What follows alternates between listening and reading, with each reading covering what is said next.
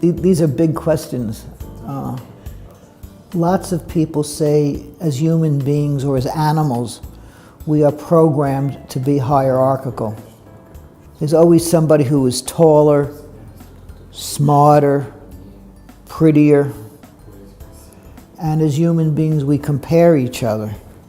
When we live in an organization where the hierarchies are fixed, so there's a CEO, the head of the organization, boom, boom, boom, boom, boom, boom, boom, boom, or in a marriage, the man does the physical work, so he's at the top of the hierarchy, the woman does the cooking.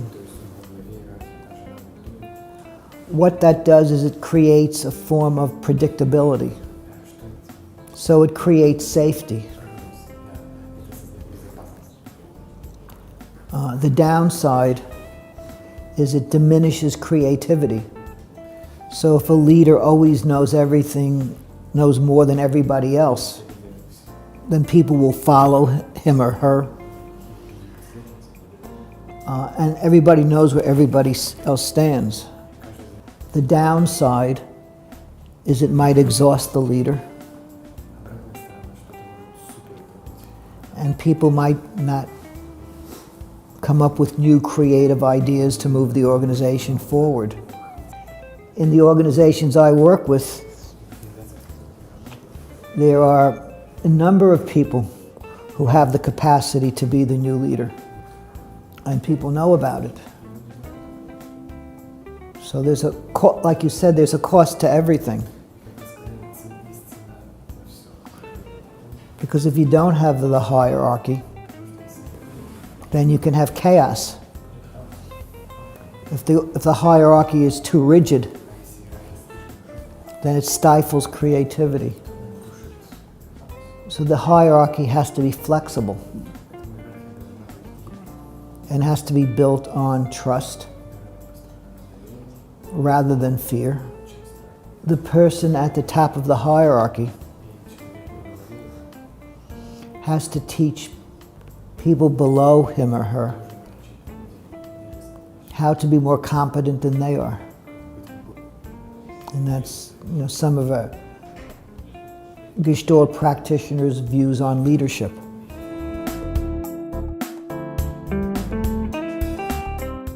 It's somebody who has studied, has learned a tremendous amount about themselves.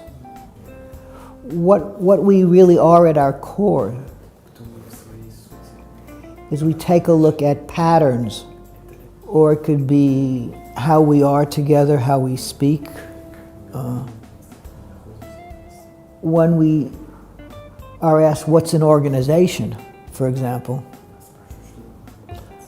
we don't say it's a building, or we make cameras. We say it's people in relationship who have patterns. I would use the word we notice. We notice what's going on. And we have a particular way of noticing. And we believe that once I notice my pattern of doing this, then I have a choice of continuing to do this or try something else. And so the Gestalt approach creates options and choice. Cause and effect is one paradigm. When I have an itch, I scratch it and I feel better. If I have a pain in my back, I go to a medical practitioner who helps me. So that's cause and effect. That's the basic paradigm of the West. We have a different model.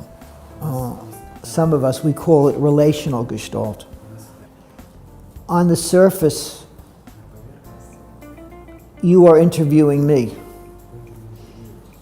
You are asking me questions, and I am trying to give you answers. But I'm watching your face nod or smile or not smile. So in truth, we are both creating this interview, as are you, as is him. And most people don't understand the concept of co-creation. So if you get a good leader,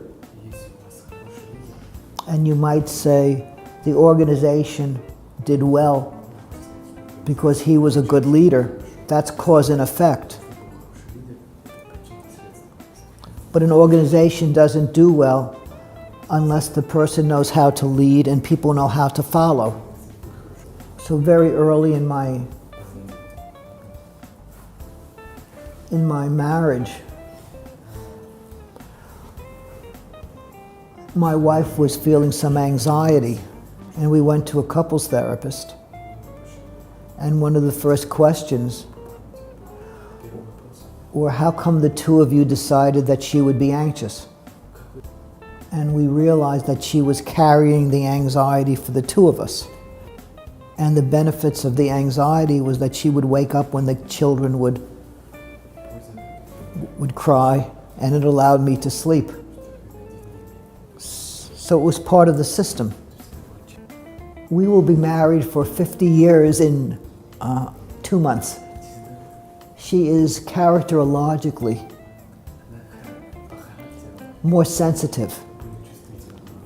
So she still feels more anxiety than I do normally. And we understand the positives of what we call being anxious.